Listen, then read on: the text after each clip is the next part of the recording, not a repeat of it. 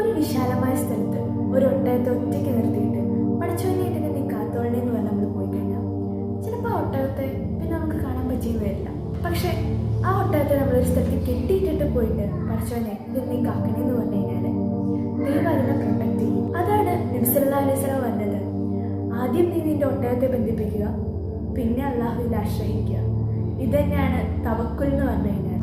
നമ്മുടെ പരിശ്രമവും പിന്നെ ദൈവത്തിലുള്ള അടിയുറച്ച വിശ്വാസമാണ് നമ്മളെ സക്സസ്സിലേക്ക് എത്തിക്കുന്നത്. ഈ തവക്കുൽ എന്ന് പറയുന്ന സാധനം നമുക്ക് കിട്ടിക്കഴിഞ്ഞാൽ പിന്നെ നമ്മൾ അല്ലാഹനെ അല്ലാതെ വേറെ ആരും പേടിക്കേണ്ട കാര്യമില്ല.